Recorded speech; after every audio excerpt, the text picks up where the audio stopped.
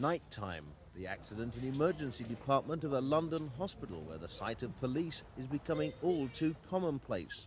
It's not just routine work, now they're having to deal with the growing menace of violence and abuse against health staff. This male nurse was working at Charing Cross Hospital when he was attacked by a patient. He was under the influence of alcohol at the time, and I just stood there and he just turned around and headbutted me and broke my nose.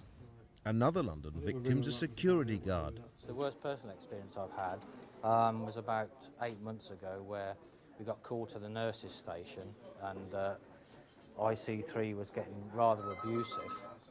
He threatened the staff with a knife. Me and a colleague took the person outside where he was getting really aggressive, either through drink or drugs, and he threatened to stab me with the knife.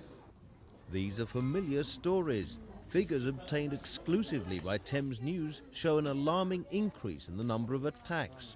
For the London area alone, one trade union say more than 100 of their members are victims of serious assaults every year, and it's getting worse. Few of the victims want to talk publicly about their ordeal, though there are many appalling cases. In Croydon, the victim, a male nurse aged 49, repeatedly kicked and punched while taking a blood sample. Result, suffers from hernia and unable to do normal duties. In Brent, the victim, a female nurse aged 56. The incident, a headbutt. The result, a fractured jaw, still suffering the after effects. We face the violence, the drug addicts, psychiatric patients who regularly turn up at the local stations. So we have a fair amount of violence here. We get a lot of physical abuse, but the bigger problem is the verbal abuse, what we call verbal violence. And patients will stand there, stare at a receptionist and demand instant attention. And for that reason these days we actually have to have a screen, unfortunately, between the public, the patient and the reception staff. Health workers are demanding the authorities take more action. A government inquiry headed by Lord Skelmersdale in 1988 found that just 1 in 20 attacks were reported to the police.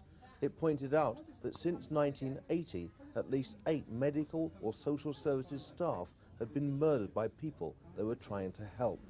Among the security improvements recommended by the Skelmersdale inquiry were better staff training and alarm buttons. But the British Medical Association say that this has not happened in some hospitals, and the unions support this view. Well, there are literally thousands of attacks every day of the year on hospital staff, caused by patients, but mainly caused by people entering the hospital who shouldn't be there. There is no proper security arrangements, and the government's refusing to take any responsibility for those. We do need more training for staff in dealing with problems, and we need adequate levels of staff, nursing staff, but also including such people as security staff to assist them when they're dealing with these problems. Tonight, the Employment Department said they'd take a sympathetic look at any suggested changes put forward by the Health and Safety Executive. Unions say there should be new regulations which force employers to take tougher action to curb violence in the NHS. Mark Wadsworth, Thames News.